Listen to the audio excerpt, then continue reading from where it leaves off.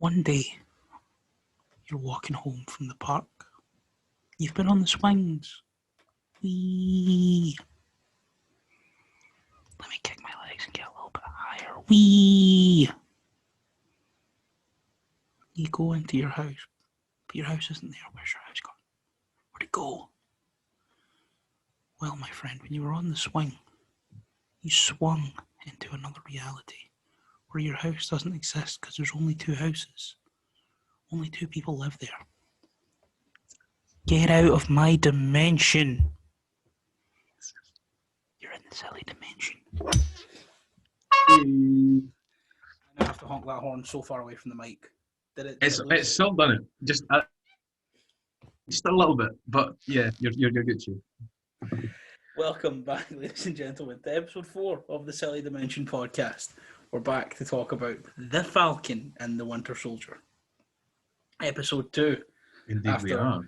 After what I thought was a very, very good first episode, but what I saw on Twitter yesterday is it turns out a lot of people hated it. A lot of people hated that first episode, apparently. Really? Yeah, I've seen a lot of people saying that. Why?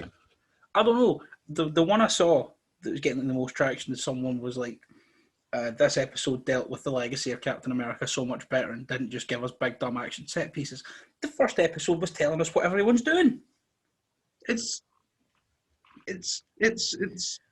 fucking world building, you know? We don't know what these people have been doing for the past however long it's been since the blip. Exactly. So, but yeah, someone was, and I just saw like a lot of people echoing that same sentiment yesterday as I was watching it. I do think I preferred this episode, but I still think the first episode was great. Yeah. So, shall we just crack on with everything that happened? Yeah. So like, on you. No. So I think it pretty much just opens. We didn't get a big fun scene of Sam and Bucky bumping into each other again because sadly, yeah, it looks as if Sam has like requested for Bucky to come work with him as they find out what's going on with the Flag Smashers. I think it was more just Bucky just showed up. Bucky was just like, bro, what the fuck is going on? Bucky phoned him and was like, excuse me?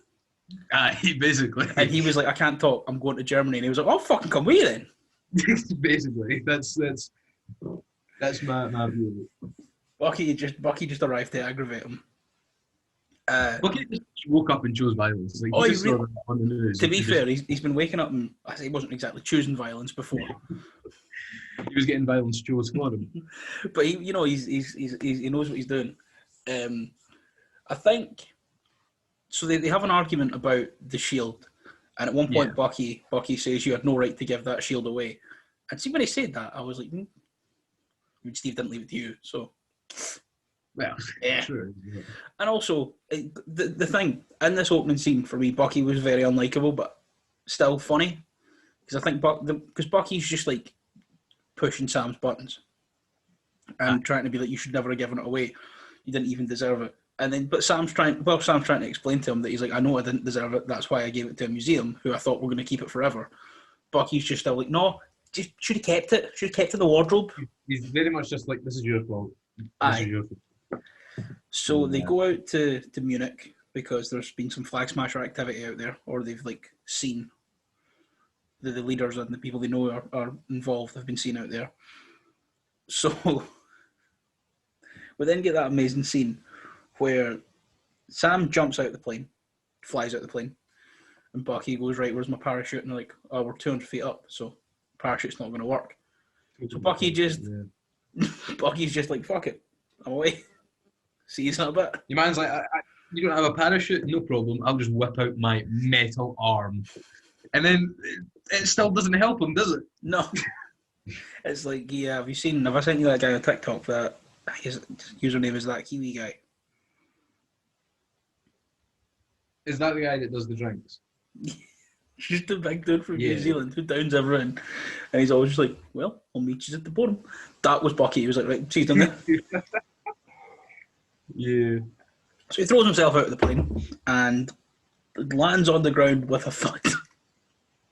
Quite emphatically, just lands on the ground. Absolutely.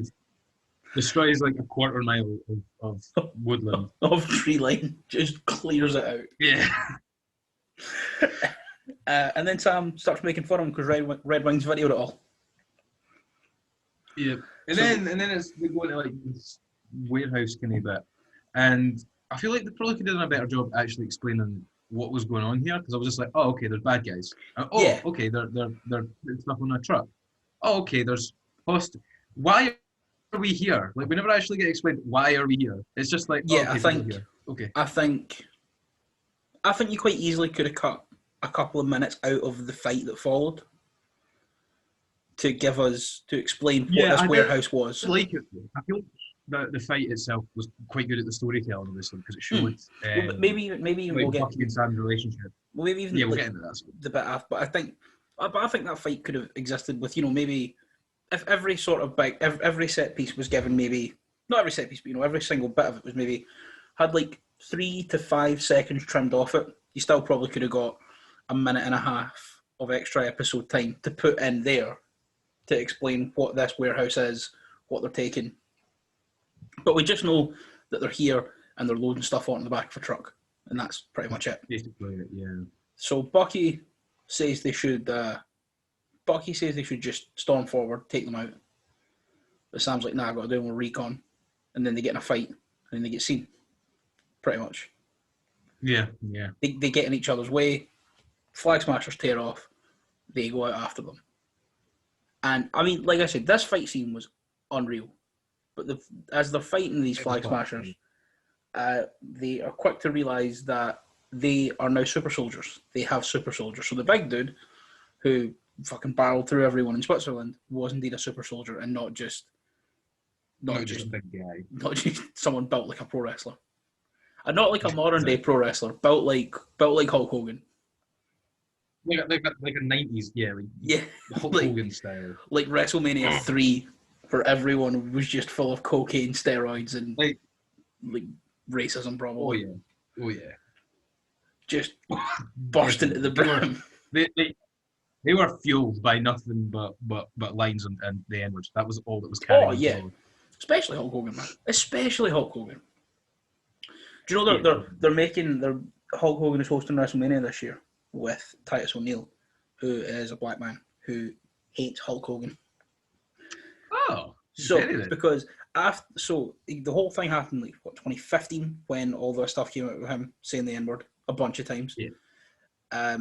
After the best thing, the Gawker trial is so weird because on the stand in court, Terry Bollea, the man we know as Hulk Hogan, informed the court that he does not have a 10-inch penis. Terry Bollea doesn't, but Hulk Hogan. He does. He said that on record in the court, which stemmed from some court stenographer was sitting there. You just know she just went. And all of this, to keep writing. And all of this stemmed from a leaked sex tape between Hulk Hogan, like fucking his friend's wife, that his friend filmed, and his friend is called Bubba the Love Sponge. Bubba the Love Sponge. That's an unfortunate name when you've just been cucked. Yeah, I might if everyone in the world. I don't think there's anyone I would want cucking me less than Hulk Hogan. Yeah, probably not. Yeah. Well, like a horse.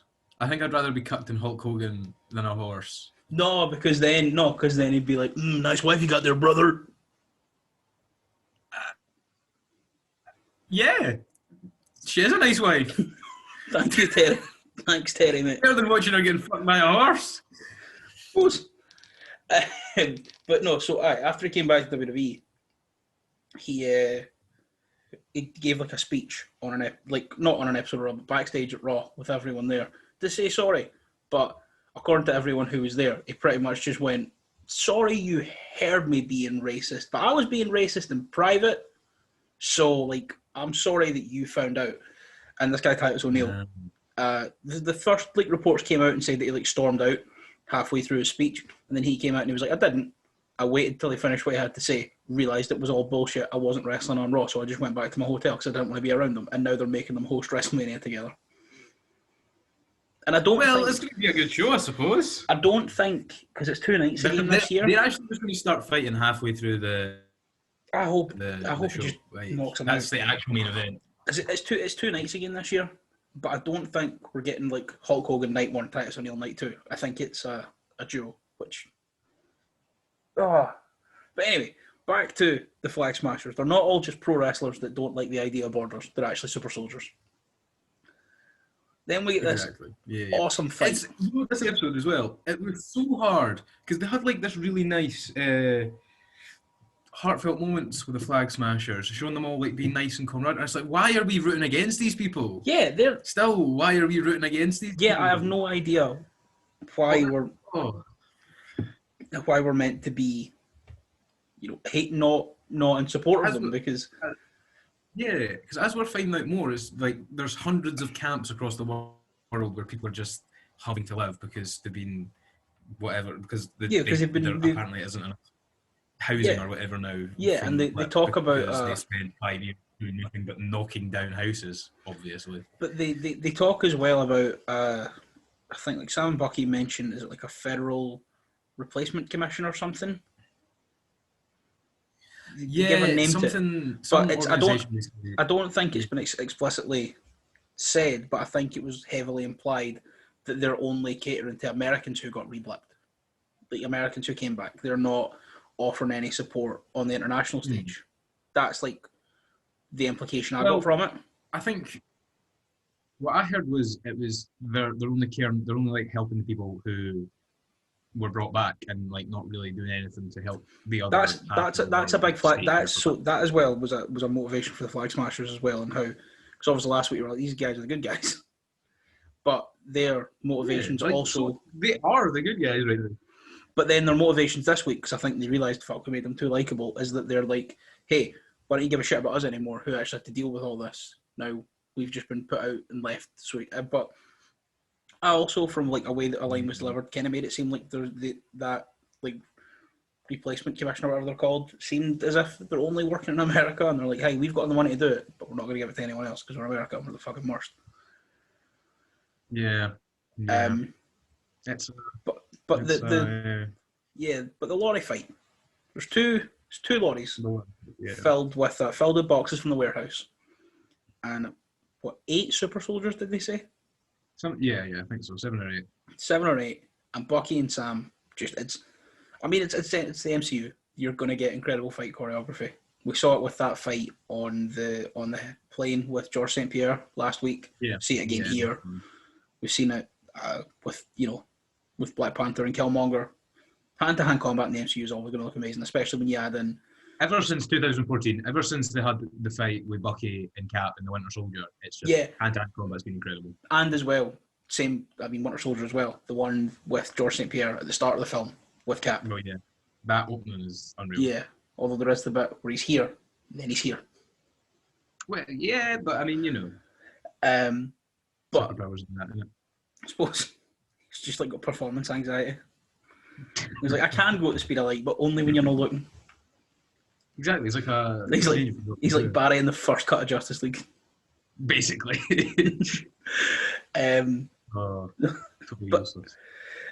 So they have the big fight, and like I said, I mean, hand-to-hand combat choreography is always amazing, and then you add in the wrinkle of the fact that Bucky can punch through walls and Sam can fly. It makes great television. There is though one of the Flag Smashers does grab Red Wing and just kill him. Absolutely bashes it out of their knee. Just snaps it over his knee. Bucky's just like, I always wanted to do that. Yeah.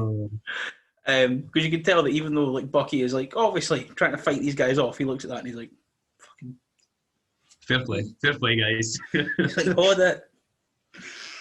He could have used that time. He was being held like this, and he could have used that time to like beat them up. But he was like, "No," he was like, "I'll give you that one, boys. That was a good one." You know. Wait, let me go for 1 second. Just put it there. Cool. Right there you go. Right, so back to normal. But so yeah, as Bucky and Sam are kind of thoroughly getting their asses kicked towards the end, Bucky is underneath one of the lorries, and Sam has to fly off and fly under the lorry to save him. As they're working through it, up shows a US agent, but as he is now known in the universe right now, he's just Captain America. The US government are saying, no, that's Captain America. That is your man, Captain America. And then you had his pal as well. Fucking, what's he called? Battlestar or something? Yeah. Battlestar, I think.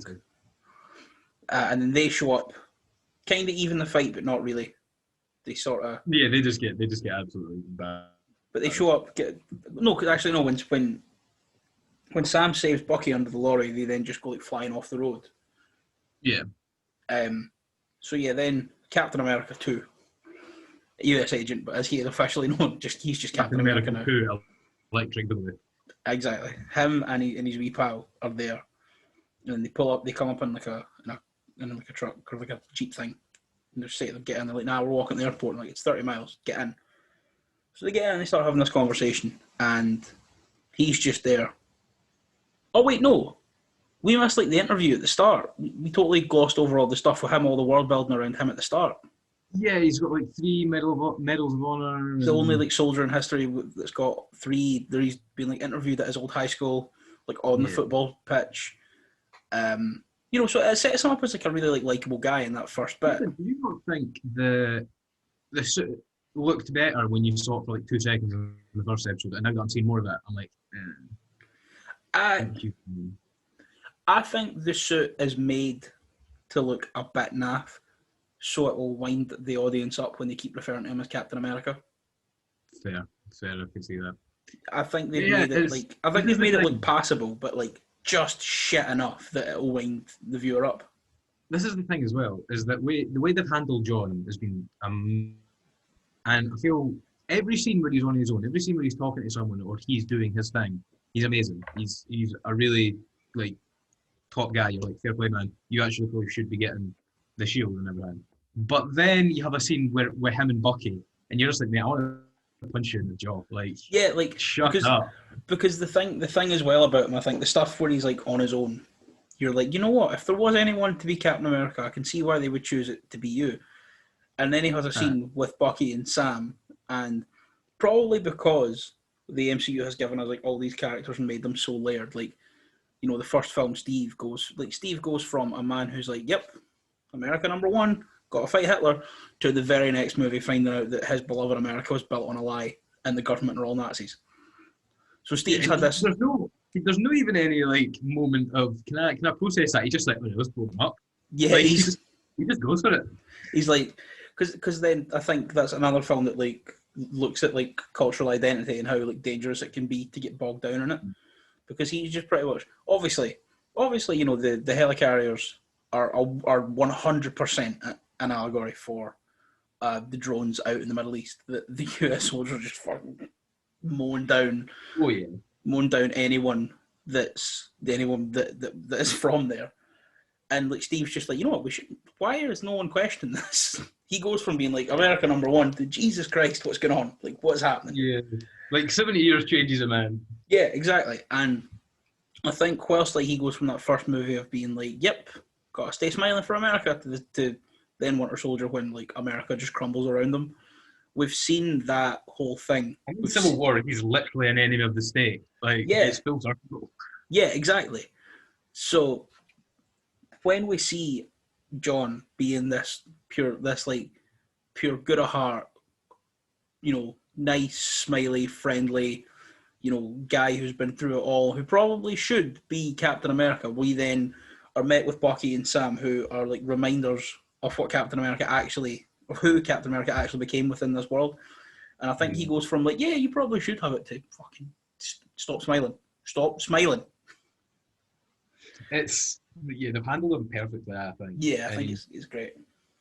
Over the next 4 episodes as well, it'll be fun to see where he goes with it. Because I could 100% see him by the end of this still having the shield. Yeah.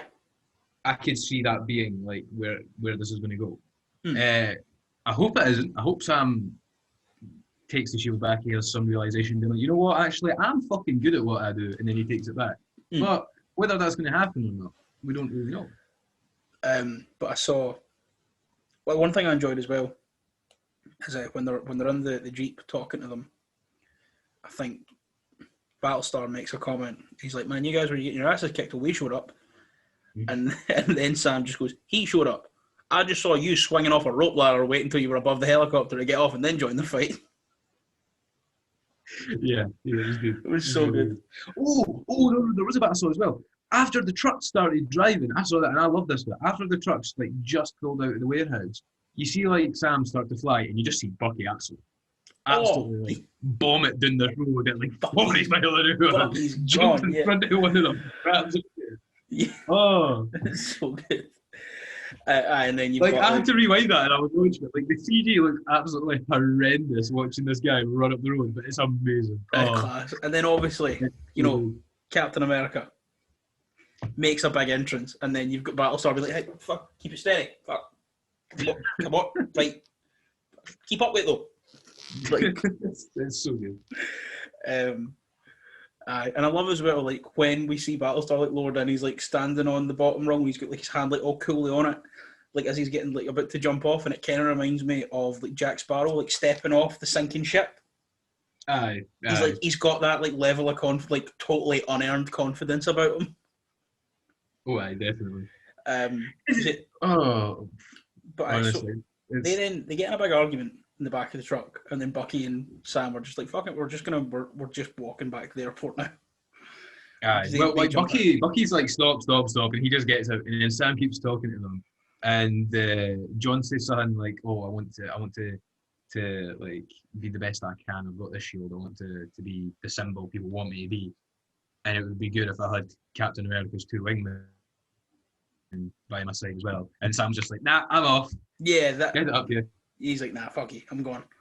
So then we see when we see the Flag Smashers being like harbored by that guy? Yeah. So we then see we see the people behind the masks as they're running from, as like people who believe in the organization are putting them up. So they find a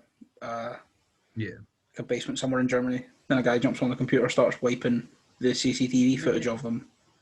This is more evidence to the fact that these people are doing the right thing. Like if random people across Europe are just welcome to house them, like they're just like, yeah, we believe in what you're doing. Come in. Like, how are these the bad guys? Yeah, exactly. What have they done that's so bad? Stole money from a bank that's been insured. Because I think as well, because there's one of them not mentioned, like, or like I don't know if it's mentioned or like heavily implied that like one of them missed a payment on like the rent and was kicked out for someone who came back with no credit history and was just like bundled in, which we'll probably get more explanation on like why all these people are so 100% behind this movement. But you can't get all these people so behind this movement if, you know, and it's not like they're like a fanatical like extremist like right-wing ideology thing. You know, it's not like they're like some nationalist group, or it's not like they're, you know, we've seen, or like a cult of any kind, which we also wouldn't be. Like an anti-nationalist group, if anything. Like, yeah, exactly. They're just like, look, we just want to make sure that everyone's being like protected in the same way, because I know everyone came back like 3 months ago, but these have done fucking nothing for us since. Pretty much. Yeah. And then I don't know if we cut away from them. I think we do. We do come back to them, but I'll just throw it in here where they get found out. And then the big muscly man in the first episode kind of saves their bacon. Yeah, goes and sacrifices himself. Which again, this is just showing how these people are so adamant about this cause, so zealous that they're doing the right thing, and we're meant to be like, oh yeah, this man who's just sacrificed himself for his friends' lives, he's evil, by the way. No, I'm on their side still. I would be very curious to see. Now, I don't want to lump all Americans in on the same boat, but whenever we hear like an American's done something mad, no one's ever surprised, and you know, Americans aren't entirely happy when people from other countries, rightfully so, talk shit about their government and depict them as being like warmongering freaks, because they are. Oh yeah. I'd be curious to see the reception to the Flag Smashers and how they're handling things and why they're handling things from the perspective of somebody who thinks like that out there. Because I wonder if there is anyone who's like, fuck yeah, kill them. No, there 100% is. There's folk that will be like, you want America to not be America? I suppose it'll be the same everywhere. You know what I mean? They'll be like, Yeah. they're like, oh no, we need nations for whatever outdated ideology I believe in. We need them. We need nations so people can remember that we used to colonize the world for some reason. Yeah. We need nations so that we know who we're fighting against in the wars. We need to know who we're committing war crimes against. Exactly. The Flag Smashers never thought about that. Because is it as impactful as saying we're committing war crimes over there or we're committing war crimes in Yemen? That's true.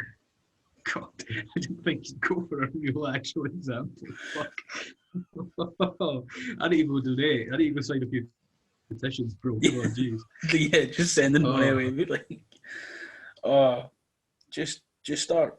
Just I think the best thing to do. See, instead of sending money out for like donating to causes that like send out like food and clothes and things like that, just seeing all these places where the American government are just sending in heavily armored drones from 3,000 miles away. Just put up like scramble towers that will scramble the signal.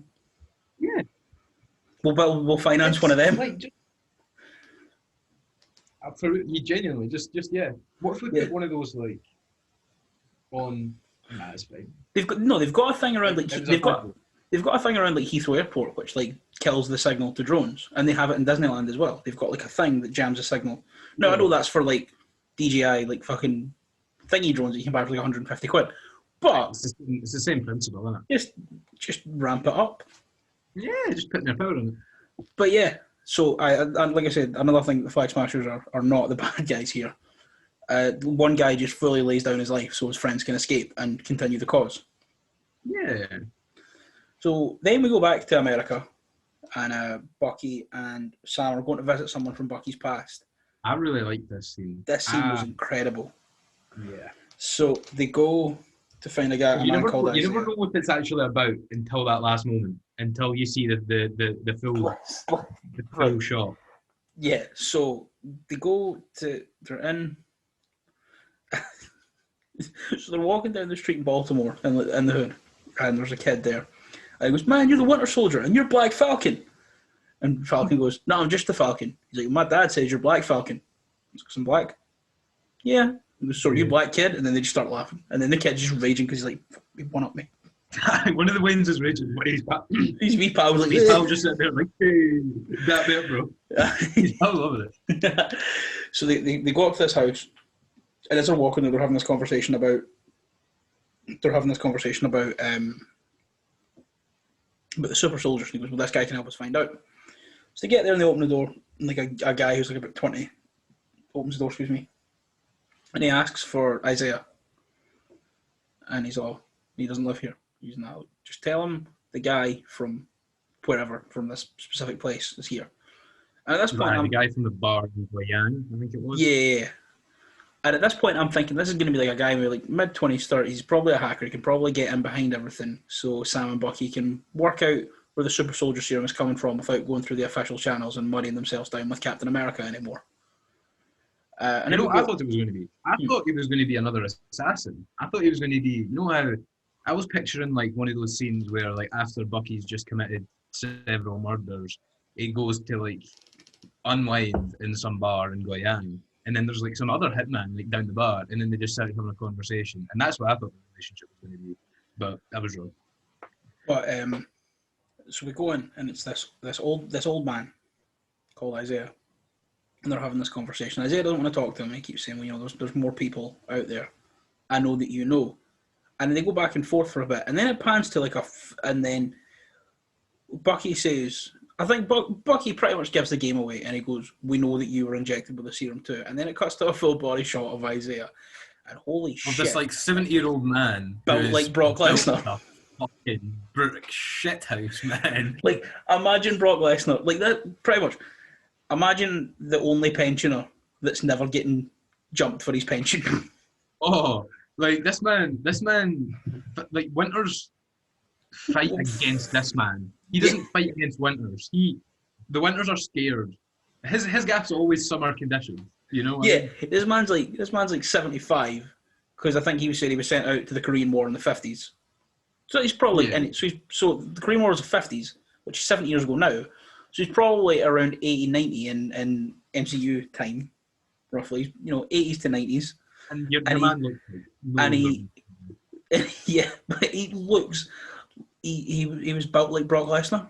There's no two ways about it.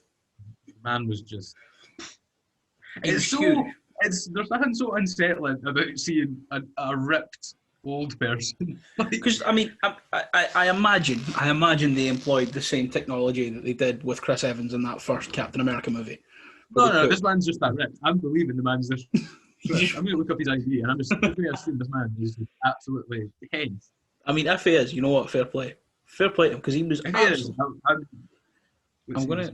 see. I'm going to get a photo up just to, because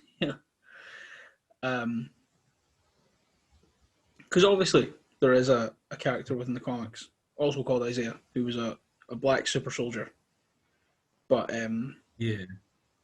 but within the MCU he's not. I can't find like a whole body shot of him just being like huge. Yeah, me neither. I don't know. Okay, there's every chance he isn't ripped, but I'm going to have to believe he is. There he is, right there. What a man. So him and Bucky get into an argument as Bucky's pushing to find out, and then as they leave, Bucky and Sam get in an argument because Sam doesn't know why Bucky's kept it from him that there were black super soldiers. And Bucky says that man's been through enough because he went out to be a hero and he came back and he got experimented on. And he was in jail for 20 years or something. And he pretty much implies that Steve got it easy by getting frozen for 70 years. Yeah, 100%. So it was a really good snack because obviously, we said this in our preview one. We were wondering if they were going to explore race at all, and this was a route I didn't think to go. Yeah, I didn't. This next bit, I never would have in a million years would have thought. I thought with them being in Baltimore, especially in like that part like that of Baltimore, because Baltimore, I think Baltimore is the heaviest policed city in the US. I might be wrong. Is it not Detroit? Yeah, but this is based out of Washington mostly. So up around that area, it's like very notorious for that like northeast part. Yeah. But it's definitely one of the heaviest policed cities in America. Like when you scale it up. Yeah. There's been so many documentaries of like looking at like crime in inner city Baltimore and like over policing in inner city Baltimore. So I had a feeling something was going to go down, but I didn't expect it to be this fucking explicit. So they did kind of tease it a wee bit with like Black Falcon being like that basically set up this whole thing that they're going to talk about race in this whole scene, by the way. But I kind of thought, we're going to see Isaiah, who in comics I'm pretty sure he's donned the Captain America mantle in comics. I think so, yeah. Yeah, I'm seeing photos of him here. So all suited up, yeah. Yeah, so once I heard the name Isaiah, and I was like, I didn't think about him, and then I saw him. I was like, oh fuck, that's who they're on about. So I was thinking, I was thinking that would be like a nice how they did the Black Falcon thing to people who that'll be a nice little bridge of continuity for someone. Nope. As soon as they get out of that house, Sam and Bucky have an argument. There's a police car walking past, sirens turn on. They're like, "Is there a problem here?" I'm like, "No, we're fine." And then they immediately just throw Sam up against the car. Like immediately throw Sam against that car, start searching him, and then I actually thought Bucky was just going to start swinging. Like at this point, I was like, I thought Bucky was just going to start swinging. I was like, oh god. Yeah. So then, I think Bucky just starts saying, "Do you not know who he is?" And they look at him and they're like, they pretty much go, "That's the Falcon." And then as soon as that happens, all the police are like, "Oh my god, we would never would have done this if we knew that you're Falcon, because you're Falcon, you're." And it's just so awkward because I thought it was bad in the last episode when the guy turns down the loan and then asks for another selfie. This made that look like nothing. This was, sorry for just racially profiling an Avenger and trying to arrest you and all. But the white dude next to you, can he come with us because he missed a therapy session? That's Gucci? But no, but even before that, because the guy. Well, I thought that's what you were talking about. Sorry. Oh no! I just meant the way that the guy looks at him and he's like, "Oh, I never would have done that if I knew who you were." And he's like, Yeah, "What?" He's like, "Sorry for racially profiling you, but I'm only sorry because you're an Avenger. I'm sorry I saw the angry black man. Sorry for profiling you, but I just saw you as another black man." He pretty much just goes, "Sorry for trying to put you in handcuffs for being an angry black man. I didn't know you were a famous angry black man who saved the world. I thought you were just another one of those angry black men I arrest every day." Like, exactly. But then Bucky gets arrested because in his trip to Munich he has missed his court-mandated therapy, which they say is which even makes this even worse. Now that I've just clicked on it, he looks at Sam like in the eye and goes, "It's pretty much like missing an appointment with your parole officer," and then walks away. Oh yeah. Oh god. It's fucking. Whoa. It's so like that. Like the writer went hard on this, man. That like 2 minutes, they just fucking they were like, "How's that for a gut punch?" And there's another one. I just keep fucking laying them in. That is probably the most like socially aware Marvel has ever been, and it was in a 5 minutes. Yeah, unbelievable, brutal. So yeah, they go to the jail, and Bucky's therapist shows up, and then she's like, "Look, we're having a therapy session." I don't think it was quite funny that they just took one of the strongest men in the world and a literal super soldier just to the nearest police station. Like they didn't take him to like. But I think though that Bucky's like because Bucky. But Bucky's like trying to turn it all around, and he's like been going to therapy and stuff, and he's been making his amends. So I feel like Bucky was like, "I'm not going to cause an issue because I don't." I know, but still, like you'd think they'd take some precautions. Yeah, but so they take him to the local like jail. Then his therapist shows up, and she just demands that Sam comes in with them. She's like, "Nope, you're also coming in for therapy." So then they start like arguing with each other. Like it was his fault. He didn't tell me about Black Captain America. Yeah, well, you were the one who was shit. Then she's like, "Right, come here." So are you aware with I think it's the soul watching, soul gazing, but are you aware of what that does? Me personally, no. So it's a thing. So I remember watching a Valley Folk video with it. And if you look at someone who you know like really well in the eyes for a prolonged amount of time, they usually try and get to 5 minutes, but if you can't, it's okay. So the way they did it in the Valley Folk is they got Elliot and Lee, who looked at each other, and then they got Joe and Steve. Joe and Steve are notorious silly men.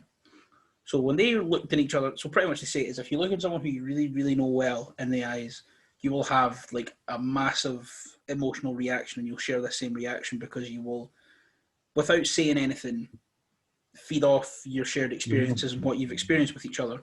So Steve and Joe started laughing because they just started remembering all the good times that they had together at like their job before and starting the Valley Folk. And Elliot and Lee started crying because she said, "I was looking at you for a minute and then I just remembered all the rough nights getting you through your divorce." They both like started like bawling, crying. But and then the other one, they said they were having like the same memories of the same thing. They started laughing at the same times. So that's a thing. It's a thing. If you look at someone you know really, really well in the eyes, you will have this. You're meant to have this incredibly strong emotional reaction, and it's almost always the same because without saying stuff, you think about the exact same experience almost. So that's what she's trying to get them to go through, probably to process Cap's death. But they just start having a staring contest. They just start staring at each other. But I wanted to know who was going to win. Surely Bucky would have won. Super Soldier and that. But my favourite thing about this is she goes, "You guys got to get closer." So when they get there, and they're both, legs spread out, as is comfortable to sit for a man. And they're knee to knee, and she goes, "You got to get closer." And then Sam just like moves his chair over and just like comes up and like they lock like that. And then Bucky's like, "It's a bit close, isn't it?" He's like, "You told me to get close. I got close. You didn't get close. I did." It's really good, the banter they have. It's so good. But the fact that they go from such a harrowing 5 minutes to this, like that is nuts. And it doesn't ever feel forced. It really doesn't, no. So I think that it's because every time we've seen these characters together, like Bucky and Sam, there's always been something going on. So we expect them to be able to have like these actual serious conversations with each other. And then now, since like Cap's gone, we get those like it's like this whole show essentially now. Those scenes in like that scene in Winter Soldier where Cap kisses Sharon, and they're both just like, hey, that's essentially what this whole show is going to be. Because as well, it's like pretty much as it's, you know, when you've got like two really close friends from two totally different friend groups, and they kind of get on, but not really, but they're both pals with you, and you're in the middle. That's imagine you died, and then those two folk who are like totally different from each other were trying to be friends because they knew how much because they know how much Cap thought of the other.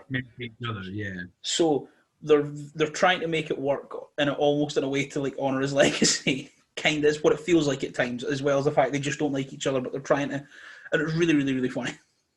It is. It's fun because you know they do like each other, but it's just they just get in their own way, and it's brilliant. Yeah, so it's really good.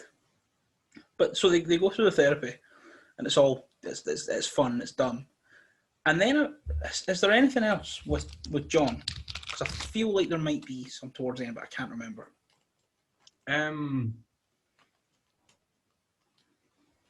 Or does it just go straight to? Yeah, he's waiting outside the police station for them. Yeah, he is. He's waiting outside the police station for them, because he's accompanied. We should team up and stuff. Yeah, and they're just not interested whatsoever. Because that's the thing. Yeah. He basically just says, "Oh yeah, Bucky's not going to be coming to therapy." Yeah, yes. Because as we said earlier, all the stuff with him on his own is great, but when he's with them, it just, like we said, as soon as he's interacting with another character, he just comes off like a dick. But on top of that, he feels so one-dimensional when he's around anyone else, because he is quite one note. You know what I mean? He feels like very like, you know, sort of. He is, but yeah. Sorry, you go. It's when he has those moments, like when, at the start of the episode, he's with these. I don't know who this was, like the woman he was with at the start of the episode. His wife, I don't know if she was like an old classmate or something. Yeah, or like the love of his life. I think they said he married his childhood sweetheart. So I think the interviewer said to him, enough, his wife, when he was being interviewed on his old school. I guess I wasn't paying much attention, but yeah. So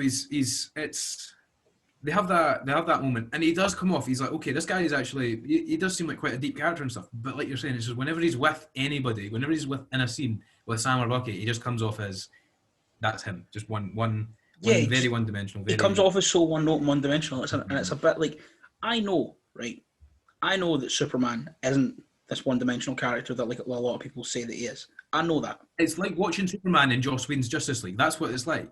But for me, you know, I like reading some Superman comics, but I don't entirely enjoy it when Superman comes over into another comic. If the guy who's writing Superman at the time, because like I've got Hush, the Batman story, and he's in Hush a little bit, but he doesn't come across great in it, because the guy who's writing it knows what Batman's doing. The guy who was writing Batman at the time is all in on Batman, and then he's like, hey, I want Superman in it a little bit, and they're like, yep, cool. And then Superman just comes off as this one note, like, you got to be above the law, you got to do it the right way. And it's a bit like that for me. He goes from being Superman in his own solo comics, where he's this deep, complex character, to being Superman in a Batman comic, where he's just like, hi. You know what it is? It is Captain America saying language at the start of Age of Ultron. Yeah. And the thing is, though, is they actually made fun of that throughout the movie, and it made it, obviously, more actually realistic and stuff. But if they just left it, that's what this feels like. It's pretty much it goes like... Which, again, I think that's what they're going for, though, so I can't even fault them on it. Yeah, exactly. I think it's to give, as he is now Captain America, to give the Captain America reference again, it's like going from... The scenes on his own are like Winter Soldier in a way. He's just this deep character who seems to have a lot to him.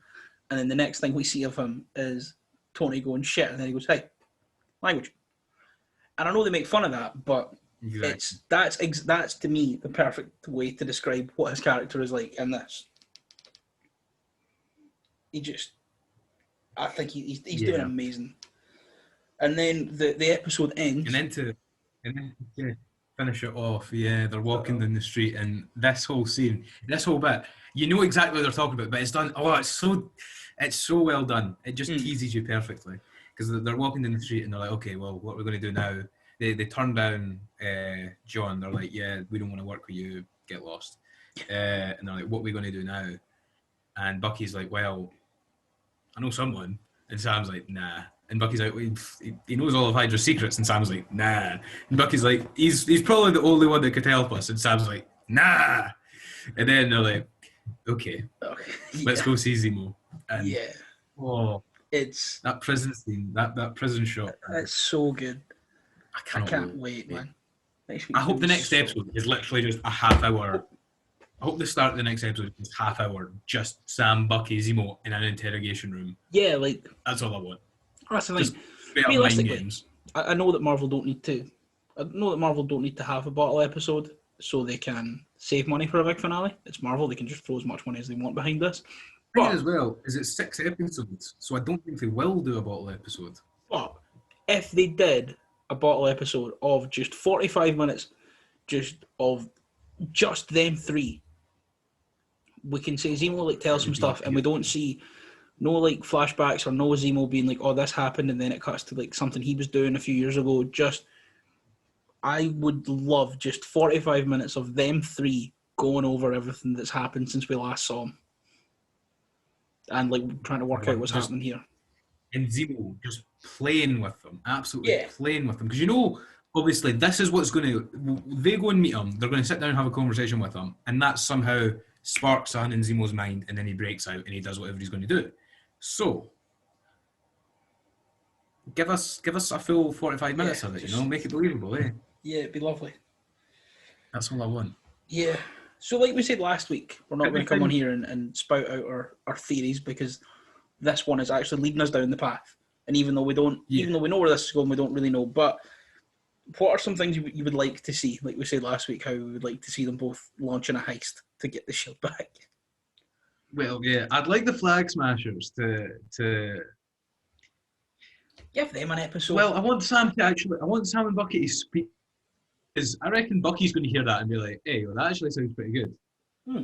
And then,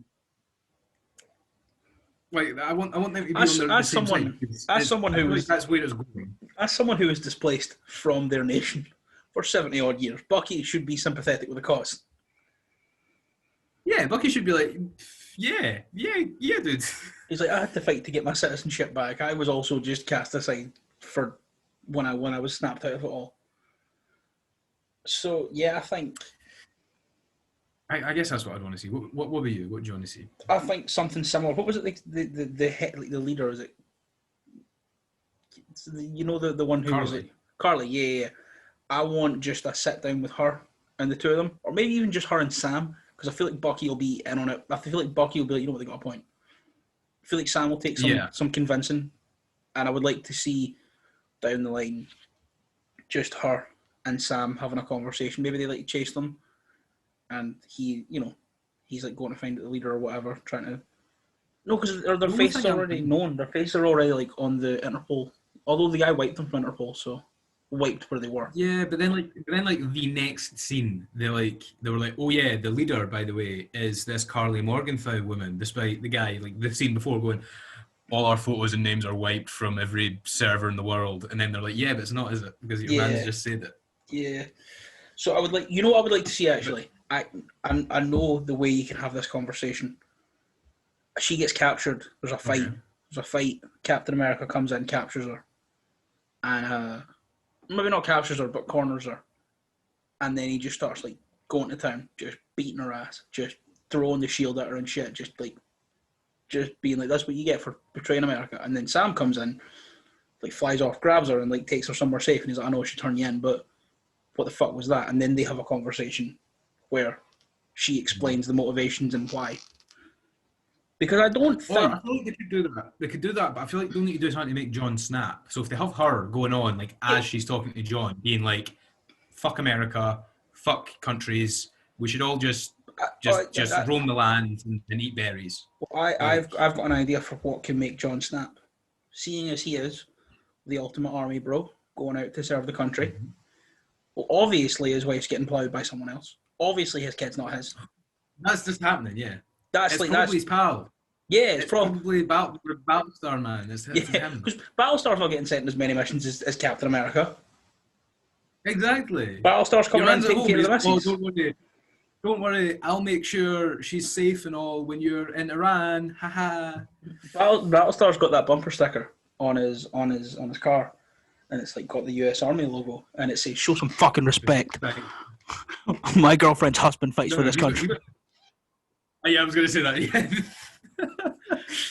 Yeah. But no, I feel like there'll be something to make Jon snap. They probably won't go that far, but I would like to see it.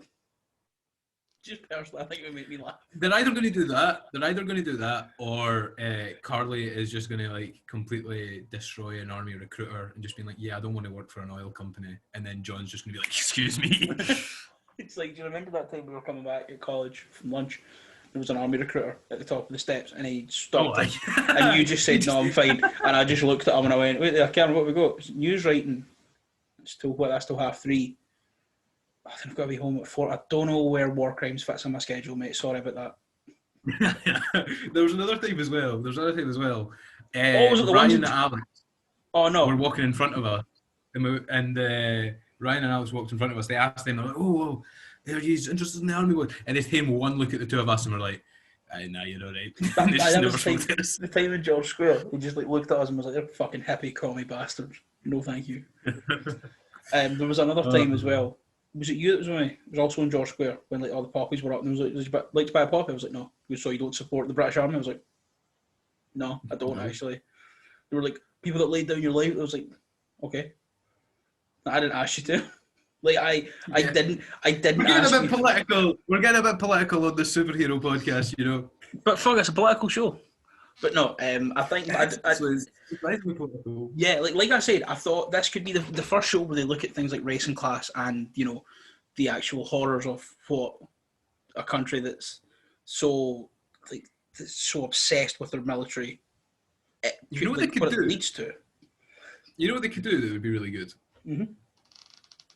WandaVision spoke a lot about mental health and grief and stuff like that. If this looks at more social issues, stuff like poverty and race, and then you have Loki, who's traveling through time, and you just actually make all these horrific historical figures who were massive racists, slave owners, warmongers, and just actually depict them as that. Like, depict Christopher Columbus as a fucking arsehole. Yeah. Make George Washington whip slaves, you know. Just give us an actual representation of who these people were, rather than what the American education system has built them up to be. See, that's the thing. So going off tangent, I'm playing through all the Assassin's Creed games right now. I've just got to Syndicate, and I know that Unity was the last game made by the original team. I know there was two teams of developers, but I think there was just one team of writers who would go, "This is the story, this is where it's set. You've got 2 years to make this game."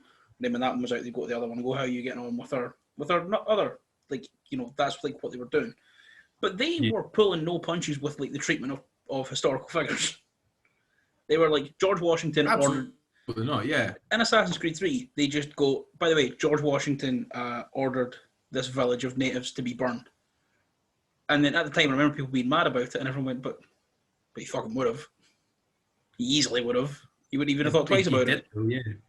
And that's one of the things that, like, I've actually really enjoyed Syndicate, but the way they look at Queen Victoria as like this like sympathetic, lovely figure when she was like a major colonial power who didn't give a fuck about like what she did on the colonies. She was driving for the British Empire, wasn't she? Yeah, really exactly. Off the throne, so exactly. And there's a bit in it like at the end where she says to the Fry twin, she's all, you know, maybe I could use your help out on the colonies.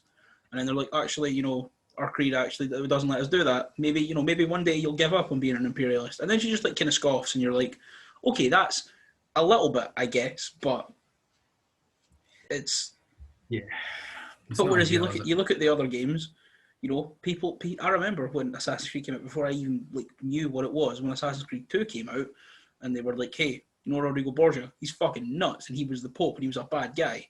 There was like people on the internet being like, why have they said the Pope was bad? Because he was nuts. Rodrigo Borgia was... Rodrigo Borgia was like...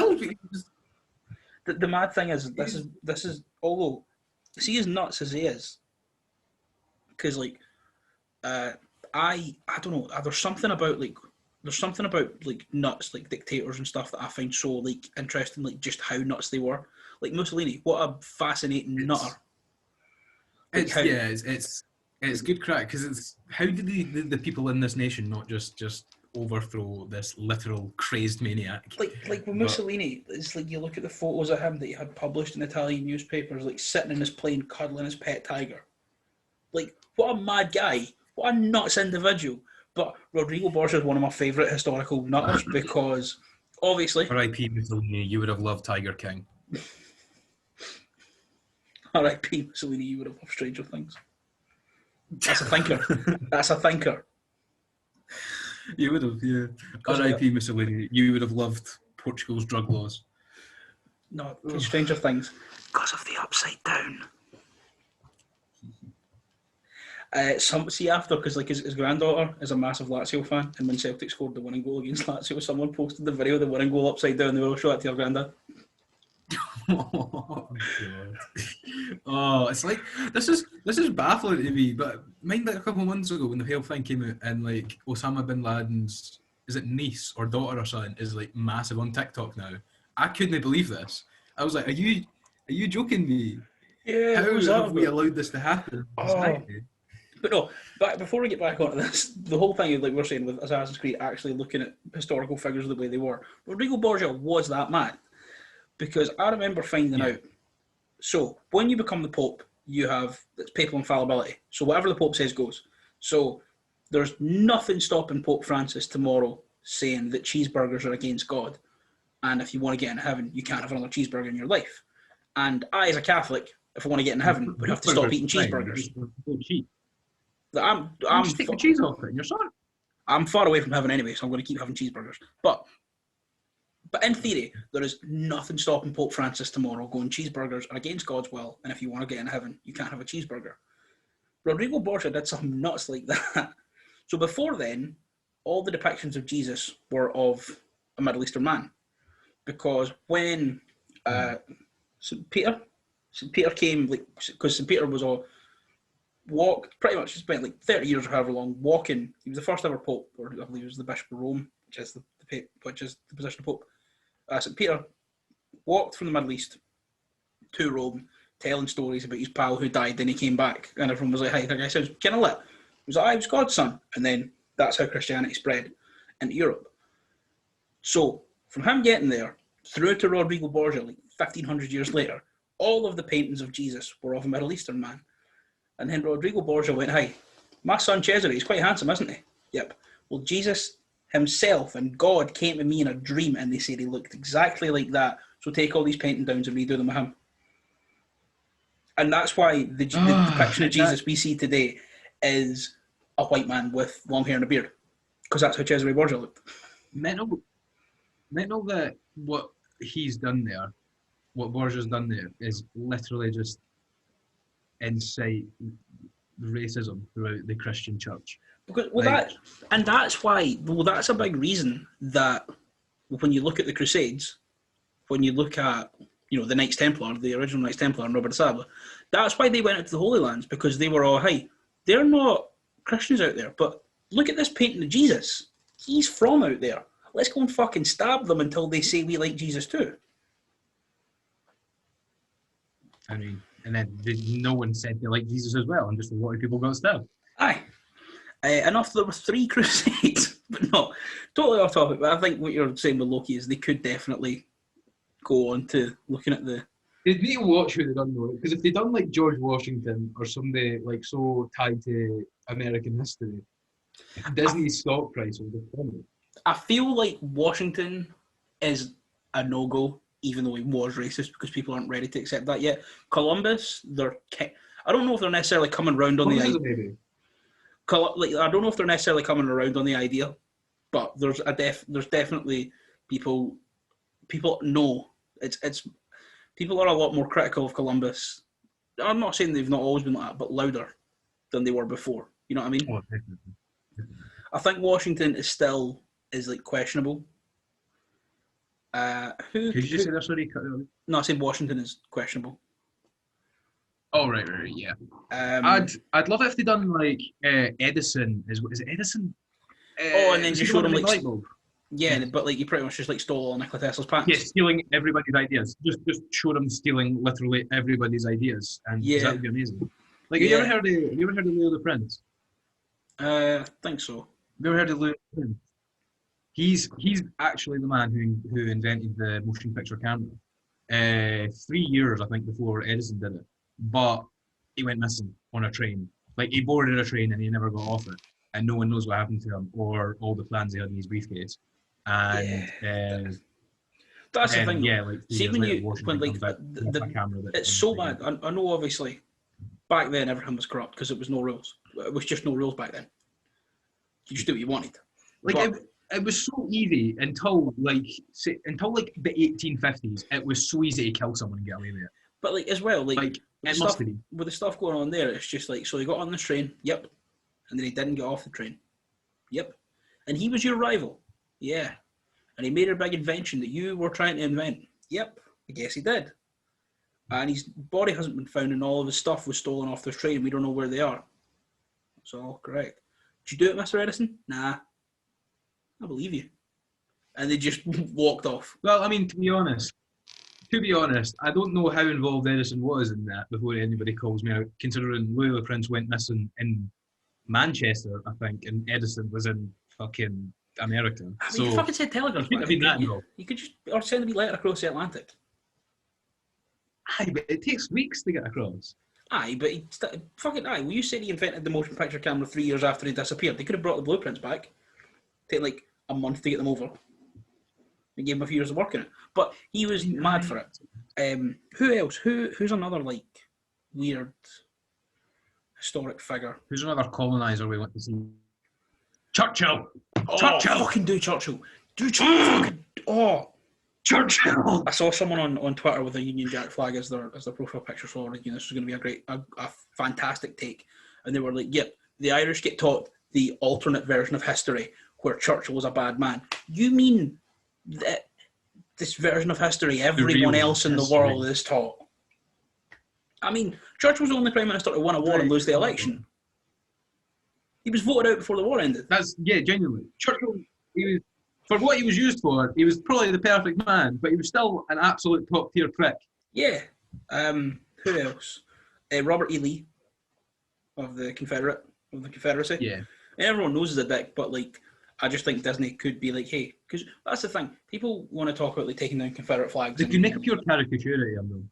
Oh yeah, have them be like pure bumbling and like you can't do anything. But the thing that like people are like, oh well, you know, we need these Confederate statues. It's like, well, there's no statues of Hitler in Germany. There's just not. They all got taken right down. Yeah, they took them all down. But the thing is, well, that people they're saying like, oh well, the thing that stresses me out. Is there like army bases named after Confederate generals? They were traitors to the United States of America. They launched an insurrection against Abraham Lincoln. They launched an insurrection against Abraham Lincoln to dissolve the Union and start their own country. And I can guarantee you there's not a William Wallace English army base. I guarantee you. There never would be. Yeah, because Wallace actively fought against England to keep Scotland. No, I'm not comparing the two. One had much nobler intentions. But it's because the whole no idea how they lost a war that. When was the Civil War? 160 years ago. Yeah, mid 1800s. 1870s or something. Yeah, 1860s. Because so, Red Dead 2 is 1899, and there's a lot of people still upset about it. 20 years after. Yeah, I'm just trying to think when National Treasure, the flashback scene was. But yeah, it was around then. And how is this war that lasted, 3 years, if that? Yeah. 150 years ago. How are so many people's identities still so tied to this war that you've absolutely lost? Like, I can't fathom it. Again, we're getting too political. Jeez. Right, one last person. This is supposed to be a silly show. One last person. Where's his full title? Where is his full? I need his full title. Because one last political madman that I would love to see. Imagine they just go like Julius Caesar. Loki's the one that inspires Brutus to stab him. That would be amazing. That would be great.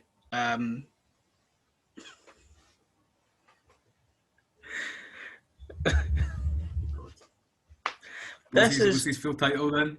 This is who I want to see Loki be nuts with, because this guy was fucking nuts.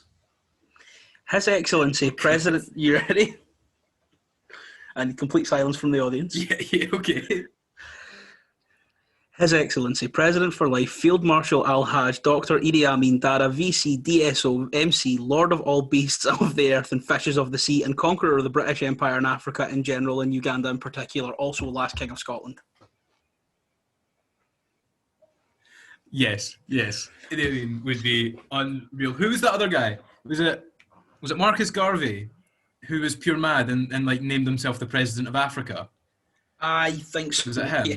Was that his name? Yeah. So, and made like the Black Star Line to try and ship every black man in America back to Africa. But I was looking at me and Emmett were like looking at Idi Amin the other day, because we're like, what a fucking nuts guy. So why? The reason he called himself the conqueror of the British Empire and Africa in general, but Uganda in particular, is I think the British Empire had like began. I think because a lot of Africa was becoming independent, so the British Empire just began to relax or Britain began to relax their interests on the continent of Africa, and I think he pretty much challenged the British Army to a battle in Uganda, as they were already leaving Africa. So they were already taking a lot of their foreign interests out of the continent. And they said, no, we will not fight you, you nuts man, you insane individual. We will not have a battle in Uganda with you for no reason, just because you've decided you want one. I don't blame them. I don't blame them, to be honest. And he went, I defeated the British Empire in Africa. Sorry, I defeated the British Empire in Africa in general because they were leaving, but specifically in Uganda because he didn't want to come to Uganda to fight me. And he became obsessed with the idea of black kings in Europe because, in particular, the Jacobites, because there are like weird descriptions of the Jacobites, which a lot of sources about the Jacobites in Scotland sort of say that they looked darker than their skin appeared darker than like the rest of Scotland, but I don't think that was that. It was probably just weird discoloration from being living in Scotland in the 1600s, where you just fucking caught diseases. Aye, or like war paint or something. Yeah, exactly. That was like there's much more chance of it being something like that than it being a black years before a black warrior tribe in the mountains in Scotland. Like but he like read up on this because I think he started hearing about like black kings in Europe from like thousands of years ago when like warrior tribes would leave Africa. To be honest, I think there was a few. I'm sure there was a few French kings that were black. Yeah, I may be wrong there, but I'm think sure there was. But I'm pretty sure But then he like looked into it and became convinced that the Jacobites were actually an African clan that had began to conquer Scotland. And then just declared that they were part of his family, declared that that was his familial line that brought him to Uganda with no evidence, because he was like the king of Uganda and Africa, the lord of all fish in the sea and all beasts on the earth. No one was going to tell him otherwise. So he just went, I am the last true king of Scotland, and gave himself the title. Which, have you seen the film, Last King of Scotland, by the way? I've not, but I've read enough about Idi Amin to make me know that I want to watch that film because he was fucking nuts. It's a very good movie. And it does show just how mad he is. Can you imagine Loki's like, who are you? And then he just looks at me and goes, I am His Excellency President for Life, Field Marshal Al-Hajj, Dr. Idi Amin Dada, VC, DSO, MC, Lord of all beasts of the earth and fishes of the sea, conqueror of the British Empire and Africa in general, and Uganda in particular, last king of Scotland. You know, at that point, Loki's just going to go, I thought Thor had a long title. Oh, 100%. And then we'll give him a nice historical figure. Who was a nice historical figure? I can't say that. You should meet like... I can't. Oh, can you should meet... You should meet... what's his name? You should meet Gandhi, but like the point in Gandhi's life when he was a pedo. That would be fun. No, I was going to say he meets a nice historical figure. You know, like Michael Collins when he was in charge of the IRA. I don't think they'll go that recent. Like Michael Collins when he was trying to free Ireland from Churchill. Why don't they just make Loki Gary Adams at this point? Christ. There we go. Loki, Jerry Adams down the 4 roads having a pint. I'm going to tweet and be like, would you go for a pint? You can actually picture it as well, can you? I'm going to tweet Jerry Adams right now and ask if he would go for a pint with Loki off of the MCU. Hello, Jerry. He might reply to you as well. That's the thing. Jerry replies to everybody. Would you go for a pint with Loki off of the Marvel Cinematic? Just put after the Marvel movies. After them? No. Listen, proper spelling here. It's Jerry Adams we're talking to. Hello, Jerry. If anybody listening to the podcast would like to go and see if Jerry Adams ever replied to Jake, you can follow his Twitter at Jake611_67. Lord of all beasts on the earth and fish in the sea. That is what his Twitter is now called. Would you go for a pint with Loki off of the Marvel Cinematic Universe if he asked nicely? ? Send. Tweet. Okay. So I feel like this is probably where we should end it. We've not been talking about the Falcon and the Winter Soldier for like 15 minutes, but that's okay. Yeah, next week will be good. All of our tangents, Ty, if you close off every individual tangent, they all make sense somehow. Even if we go from talking about Marvel to Idi Amin, there's a connection. Exactly. Thank you for listening to this week's episode of The Silly Dimension. We'll be back next week again with episode 3 of Falcon and the Winter Soldier. Yeah. We're still planning on doing one about our DC castings and stuff, but we'll wait. Yeah, we'll get to that. I also feel like silly outros with the horn may be dying because I tire myself out with how silly I am throughout this, and I just don't know what to say. But if you want our Twitters, follow that way. Follow the direction of the horn. If you want to subscribe, it's also down that way. I don't know what I'm doing with this now. I am going to honk it to end the episode. Thank you so much for listening if you made it this far. And yeah, I will. I'm sorry for what we put you through. I'll see you next week.